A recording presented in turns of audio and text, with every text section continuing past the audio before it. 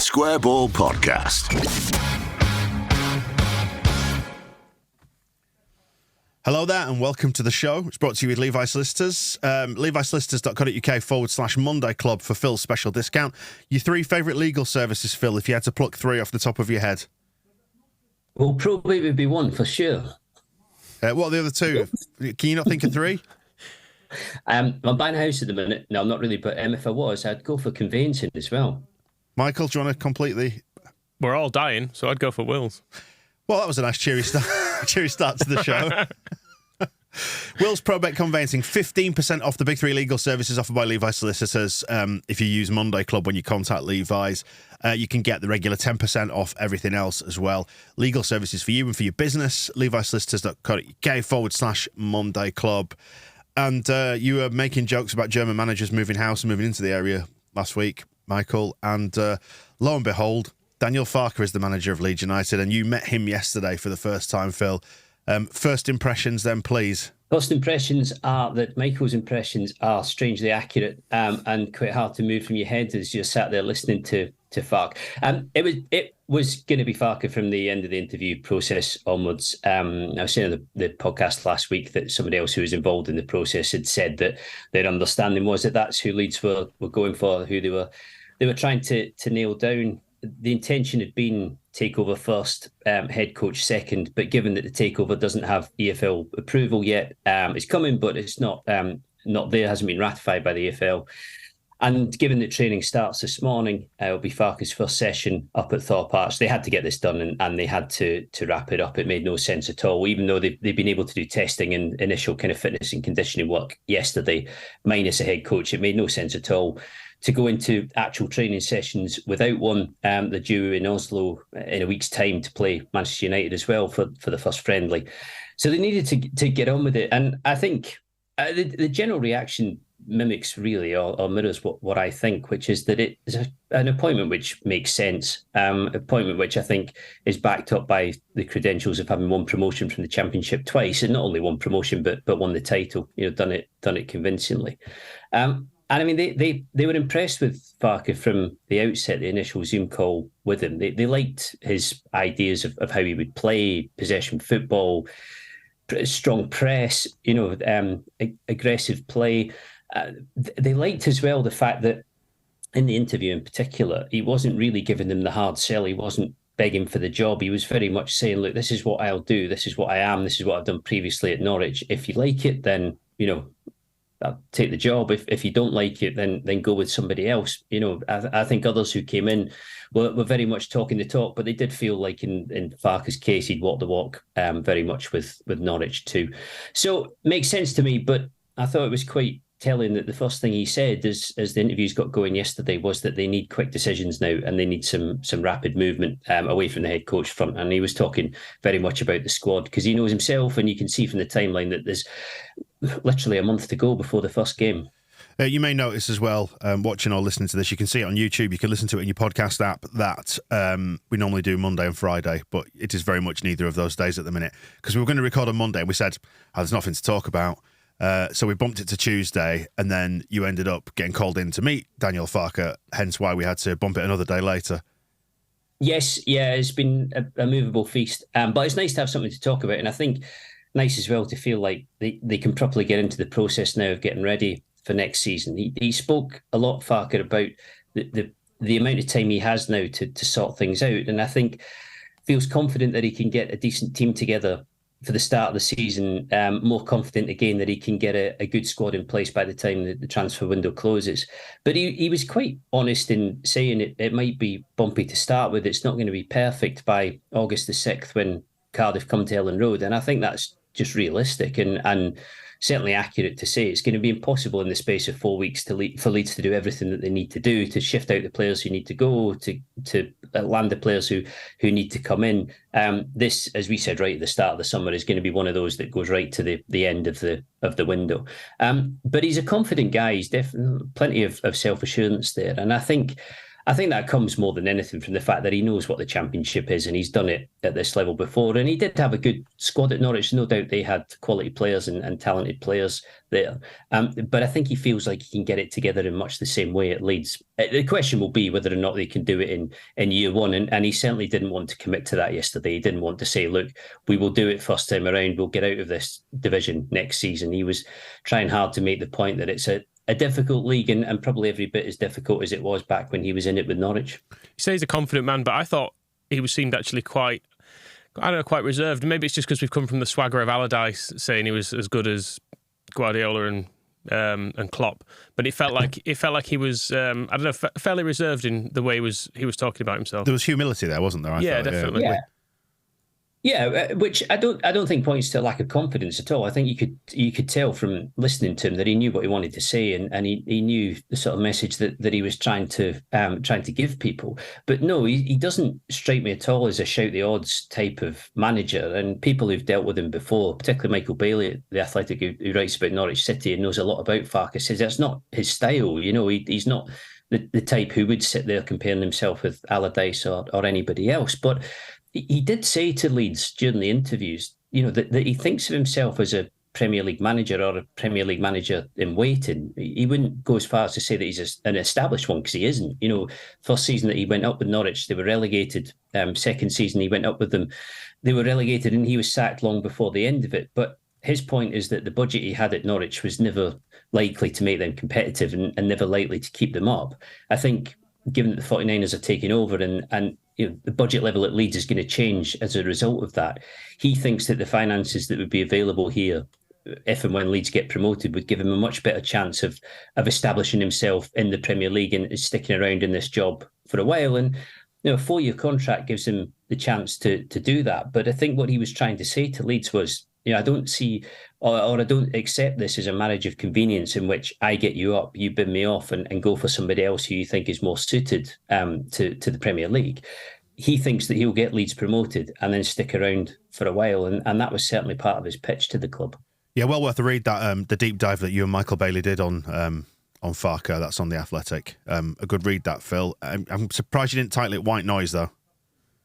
White Noise. Well, we went on about the horse. There is a story about a horse involving Farke from Germany, which, to be quite honest, I didn't know much about until we started writing that piece. But I'll let people dip into it to find out for themselves. He looks uncomfortable on it. I've seen photos.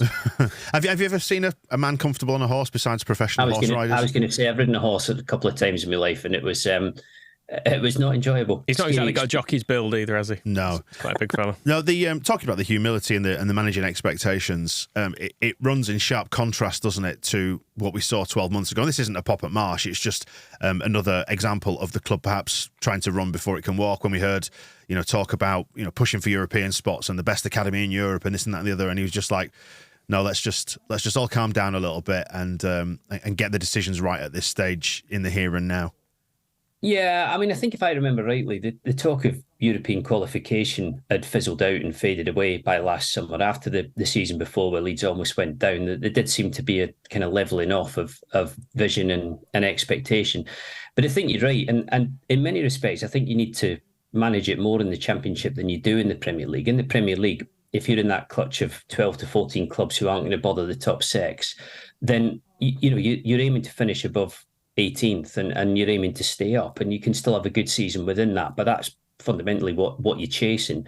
Once you get into the Championship, and particularly if you're a club like Leeds, you're going after promotion, and it's incredibly difficult to do. It's helped by the fact that you have parachute payments. It's helped by the fact that Leeds will have one of, if not the biggest wage bill in the division. But Farke was making the point that, you know, as his analysis, as he's looked through, it shows that you've got less than a 50% chance of bouncing back. That's how he feels about it.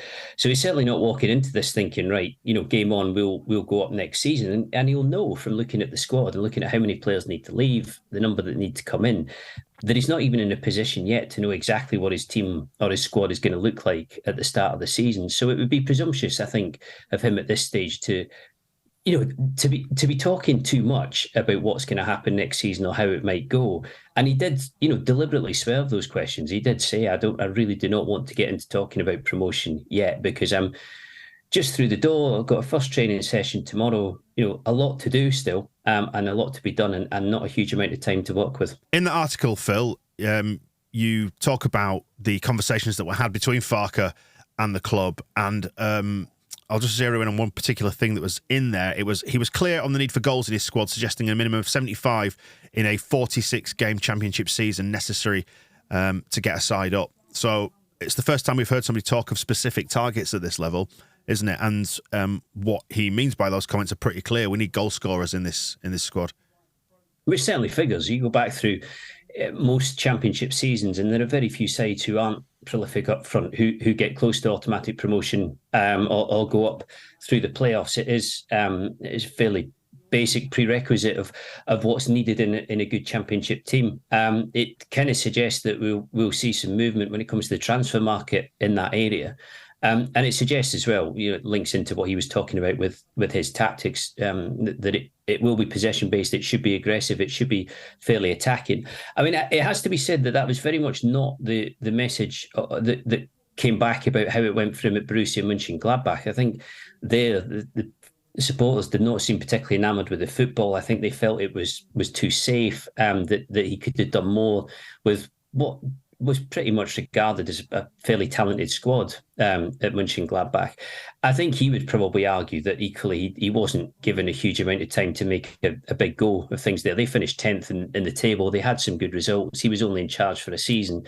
And if you go back to Norwich and follow his timeline there, it did require a transitional season and then a little wobble at the start of the first year where they went up as champions for him to properly settle into the job. So it might be that he is somebody who, does need a little bit of time to find his feet and to get things going properly. But I think the likelihood is that he can expect a decent amount of time at Leeds. He can expect a good amount of support. And again, his decision to be called manager rather than head coach, that was his request. I don't think in practice it makes any difference, to be quite honest. It seems to me to be the same thing these days, particularly because Leeds at some stage will appoint a long-term and full-time sporting director. But also, 4-year contract suggests that he was able to dictate terms to some extent, and I think it tells you as well that he was absolutely who Leeds wanted, and because of that, that puts him in a position of strength from the off. How do you think it sits with the fan base though? If he has a season like that first one at Norwich, where he's very much mid-table, no sign of the playoffs, I feel like there's not probably the patience for people this year for that. I feel like if he's not around the playoffs come Christmas, there's going to be a fair bit of pressure here. Yeah, I think there will be. I suspect that's probably true of the fan base more than 49ers Enterprises, who will, without doubt, want to get out of the division. But I think, as shown by the way in which the search for manager head coach went, are far more inclined to follow processes and to stick to a plan. I mean, all of us were kind of saying this is getting fairly urgent with the head coach, and actually, in the end, the club took that view themselves, and realised that they couldn't just wait forever for the takeover to go through. This was going to have to be done, and they needed somebody in place. But it was a deliberate thing to have, Zoom calls initially, to whittle down a long list to a short list, to go through face-to-face interviews, as opposed to just saying, we need a head coach. This guy looks good. Let's go for that. They probably went through different steps. So I think in their mind, they'll be looking to stick with this for as long as they can. And I think if they're being fair to Farke, they would have to say that these are not ideal circumstances to be coming into. It's a big club. There'll be a good budget. There'll be a big wage bill, but it's not as if the framework is perfectly there for him to come in and start straight away. There is plenty to sort out still. And we've seen the first of these changes happening, haven't we? We know now that Marcus Abad, the goalkeeping coach, has left. Paco Gallardo, the under-21s coach, on the way out. Some of the analyst team as well. So it looks like a bit of a clean sweep on the football department front. Yeah, I think so, which quite often happens. Marcus Abad has been here since 2017. He came in the summer of Radrazani's takeover. He'd been with Victor Orta at Middlesbrough, was an Orta recommendation, but clearly Orta moved on from the club in May. It's not a surprise, really, that those sort of changes are taking place. And the Farke has brought in 3 assistants with him, guys who've worked with him at Norwich, at Mönchengladbach, people who he knows really well, people who are very kind of loyal to him and fix parts of his backroom staff. So he will want it as he wants it. at Thorpe Arch. And yeah, I think the fact that Abad is gone, or it is on the process of going straight away, tells you that there will be changes in the weeks to come. It's probably an impossible one to answer, but do you think if Victor Orta's still here, this is an appointment we make or even look at? Or do you think we'd be going a bit more left field? It's a good question and hard to answer. I think I would say that if Victor Orta was still here, I find it hard to imagine that Allardyce for 4 games would have been something that he would have been on board with. And given that he resigned on that basis, or at least he left the club on that basis, you can tell that he wasn't. I think in the Championship, it would have been far more difficult to fight against the idea that you have to cut your cloth and you have to be a little bit pragmatic. And I think the extent to which they were going to take risks this summer, like you say, with going for something left field or something a bit risky, was going to be dictated by new ownership, and was also going to be dictated by the fact that promotion is crucial. You know, whether it comes this season, next season, it has to happen fairly fast. And I think particularly while Leeds have the benefit of parachute payments. So I don't imagine that Orta would have been massively opposed to this one. I mean, Orta's spoken pretty highly of Stuart Webber, who's the sporting director, or was at Norwich, is now outgoing there. But clearly, Webber worked with Farke, 2 promotions from the Championship. I think Farke's credentials and his reputation is pretty solid in that respect. So it's impossible to speak for Orta, but I think in comparison to Allardyce, this is one that he would have found far easier to get on board with. With reference to his credentials, Phil, actually, it just brings us back to the point we were saying before about time and patience, and that I suppose because they've done the obvious thing, they've put in a manager who's been here, seen it, done it twice now, there's a degree of comfort in that if it doesn't fall into place immediately, and as long as it's not absolutely terrible, people may be willing to give it a little bit more time because they know there's a proven success behind Farke if you get the conditions right. Are you forgetting the Neil Warnock and Brian McDermott eras? Yeah, but let's face it, we know that back then you were putting hope all in those people as managers and their ability to, like, I don't know, get a rabbit out of a hat, I suppose, and the conditions at the club were not right, whereas you feel now that the conditions at the club are probably about as right as they're going to get, and he's going to have the backing, as you've said in the article, Phil, actually, to be able to have an aggressive wage bill is statistically at least proven to be the way out of this division, via the top exit, I should say. Well, whatever you think of Warnock, you have to accept that in his season, the season where he was trying to get promoted, he was caught in the whirlwind of Bates trying to sell to GFH and everything that went on with that, and the stasis that meant that Leeds just weren't particularly operating in any effective way. And with McDermott, he had Leeds in the playoffs at around about Christmas. They bombed out of it after that, but I interviewed Ross McCormack a couple of weeks ago, and he said in there, he said, look at the chaos behind the scenes. Look at the way in which the league form turned, and put 2 and 2 together. He said, if you've got a brain, it's perfectly obvious why it all went wrong. I think the circumstances are different now, without being perfect and without being ideal. It does seem like a much steadier and clearer platform than it was back then, by quite a distance. And I think you're right with Farke and his track record. It's not only the fact that he's promoted Norwich twice, which is relevant. I think the fact that he did have a transitional season, first of all, and that then led on to winning the Championship title the following year, says that he is, the kind of guy who, if it doesn't all click rapidly or if it doesn't click first time around, might well be worth sticking with anyway. And as I said, the 49ers, to my mind, strike me as the type who will show more patience to a head coach. Nah, Neil Redfern in charge by Christmas. By October half term. for old time's sake. In the interviews that he's done, he's spoken about good decisions. You mentioned it a little bit earlier on, Phil. What do good decisions look like now from both of your points of view? Where does this need to go next? Because it feels like this is the first of a series of dominoes that are likely to fall now. Yeah, good decisions. I thought the phrase quick decisions was really relevant as well, that they need to get on with things. We're going to see players go. Brendan Aronson is heading off to Union Berlin on loan. That just needs to get wrapped up. Diego Llorente will go to Roma on loan. Robin Koch is going. Eintracht Frankfurt seems to be the destination for him. There'll be others in the background as well. I do think Mark Roca will go to Betis, as has been reported quite a few times. We'll wait to see with Rasmus Christensen and Roma. They do like him, but that doesn't seem to have moved forward yet in the way that Llorente to Roma has. So on the one hand, you've got outgoing moves which need to happen to get players out the door, players who aren't wanted, players off the wage bill as well. At some point very soon, there's going to have to be an incoming flow as well of signings. I think what's going to be interesting is to see how many Leeds actually do. In the end, when they get to the start of the season or the end of the transfer window, how much of the squad that was left over at the end of last season is still here, and how much have they added to it? But this is really where Nick Hammond is going to earn his money, because he has 4 weeks before Cardiff come. It's not that you can never get away with a bad start, but you know how it is at Leeds. It helps massively if you look like you've got it together from the get-go. I've seen links in the last 24 hours for Adama Traore to Roma. So there appears to be some sort of major Leeds-Roma link going on. I don't quite know what that is. Brendan Aronson, would you have him back after 12 months if we were to make it back up into the Premier League?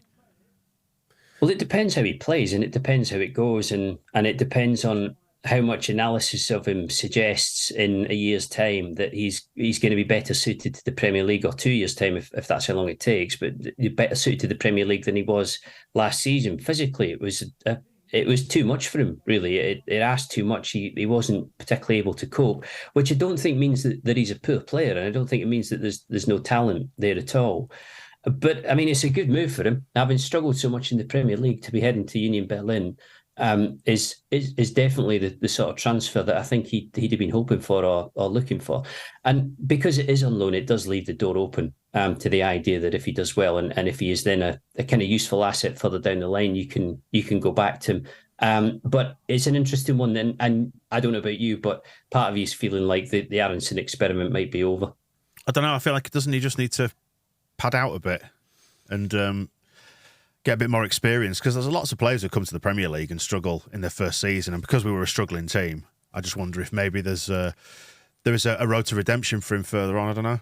I was just so thoroughly sick of him by the end of last season. I was sick of them all. But I think him in particular, because you did just see him every time it was get the ball, get a touch, go down, don't win a free kick. And it felt like it happened at least 5 or 6 times in every game. And in the end, you were just screaming at him to stay on his feet. Because as much as saying he struggled with the physicality of it, it didn't seem like he tried to get on board with it sometimes. There are thinner players than him who've done well in the Premier League and who haven't gone down quite so easily. It felt like he was...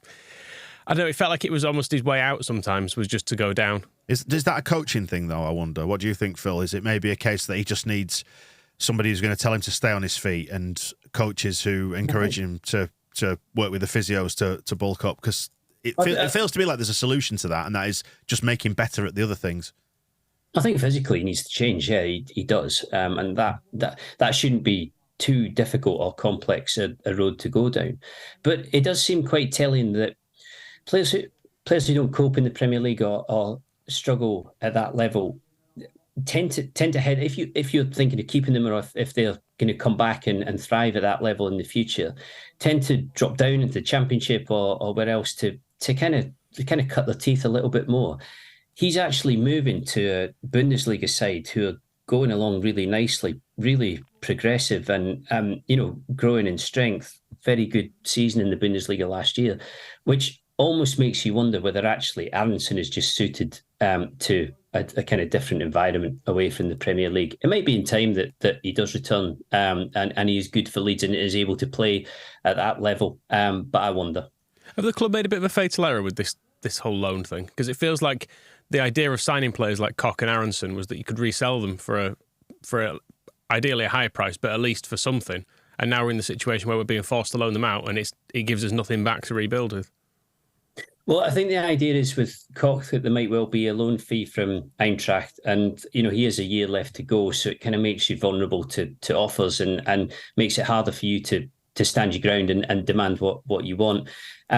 I take your point with Aronson, and I guess the only counterpoint to that would be that if they do want him back in future, and if he is going to be useful in future, then it does leave the door open to that, as opposed to him moving on completely.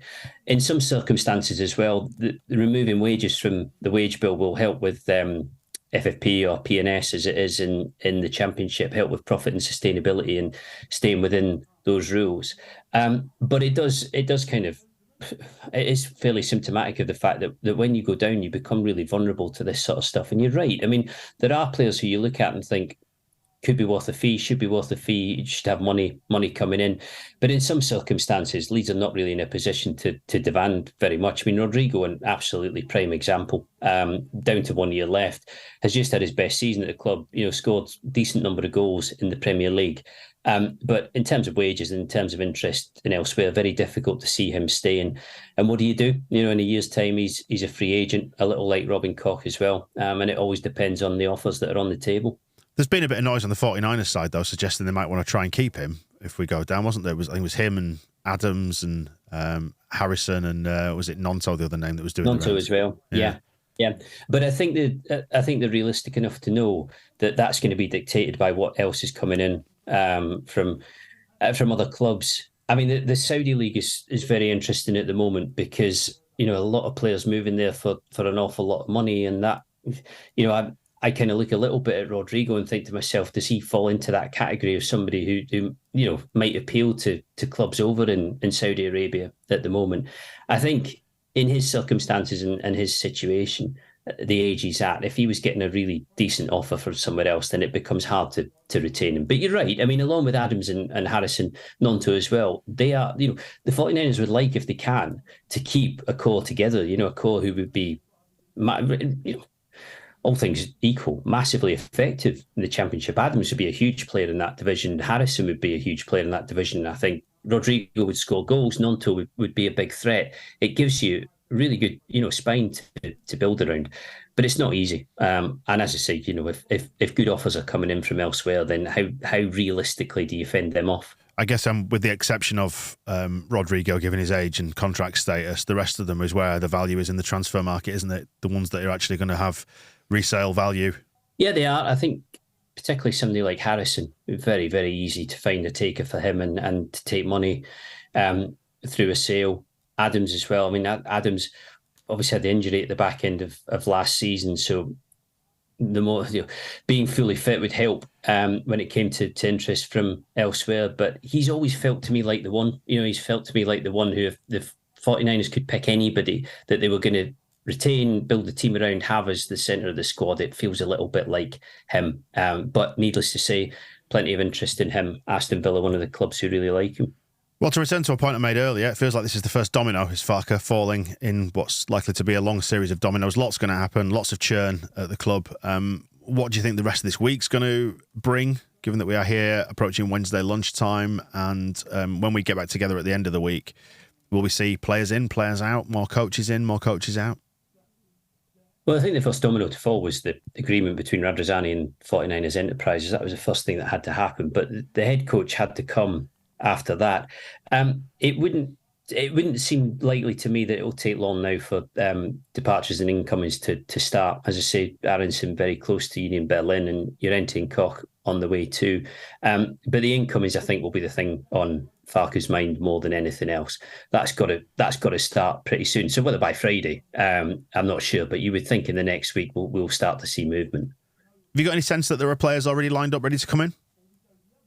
I haven't been told that there are, as in players who are already agreed and ready to go. But it would certainly be good if that was the case, even in a handful of situations. I mean, we were writing last week about Nat Phillips over at Liverpool, central defender there, who I think would be a really good addition. But that's going to take money to do. That's going to cost. That's going to need negotiated. And I think the better players you're going for, the less easy it is to sort them out in a short period of time.